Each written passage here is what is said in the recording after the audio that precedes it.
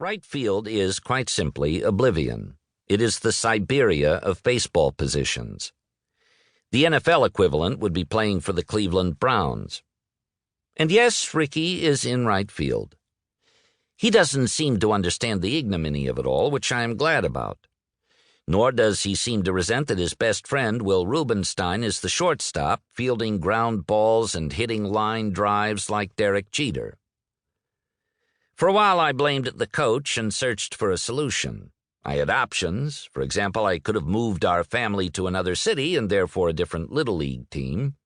Or I could have asked Marcus to kill the coach, or at least see to it that he was hospitalized and had to be replaced. But Laurie made me see the light, probably by telling me that I was an idiot and a lunatic. It also helped that Ricky was so obviously having fun.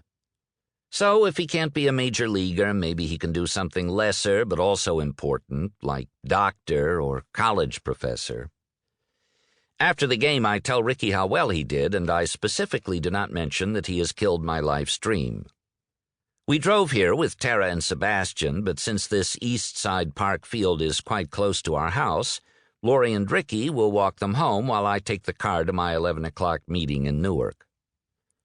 Pete offered to pick me up, but I declined. If he doesn't like the way the meeting goes, he wouldn't be above leaving me at a bus stop. The meeting is at the FBI's Newark office, and Pete is waiting for me in the lobby when I get there. It's 5 to 11, but the first thing he says is, "Where the hell have you been?" Not a good start. "Come on," he adds, and I follow him back to the conference room where we are meeting.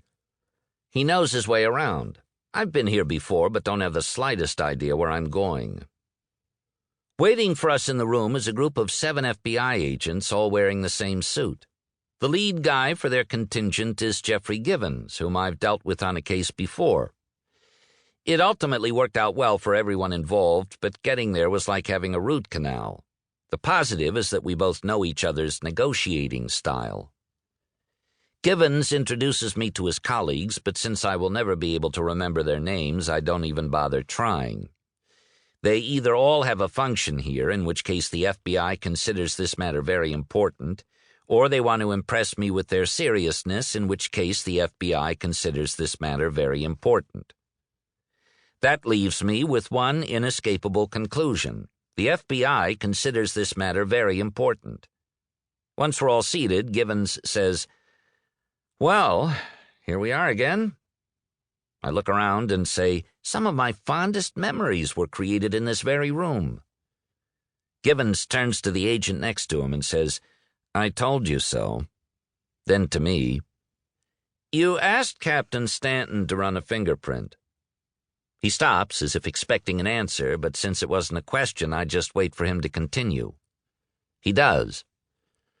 "The print is from a man who is currently a wanted criminal with numerous warrants out for his arrest. We have a need to know where you retrieved the print." "Who is he?" I ask. I had told Pete that I would not hang him out to dry by revealing that he'd told me the print belonged to Bennett Jeffries. It's also a test to see how upfront Givens will be with me. "His name is Bennett Jeffries."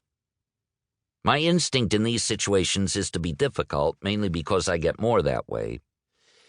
But the problem here is that I don't know what I want to get, beyond general help in the defense of my client. I don't even know if these guys are in a position to provide such help.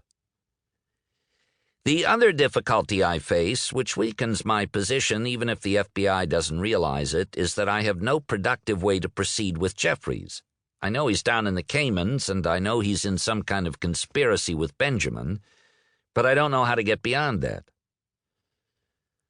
"Is this conversation being recorded?" I ask. He nods. "It is. I'm sure you'll understand that my obligation is to my client." "Not to your country," he says, a hint of righteous scorn in his voice. "To the legal system of my country, which tells me that my obligation is to my client." "What do you have to gain by not giving us this information?" he asks. Actually, that's not quite the way I would phrase the question. I would ask, what do I have to gain by giving it to you? And you can leave out the part about service to my country. "You're aware that if I directly ask you for this information and you lie or refuse to provide it, you are committing a crime?" Unless I were to say that it was mailed to me anonymously or the fingerprint fairy gave it to me. Or I might walk out of this office and tell you that I am not talking to you voluntarily and you can send me a grand jury subpoena.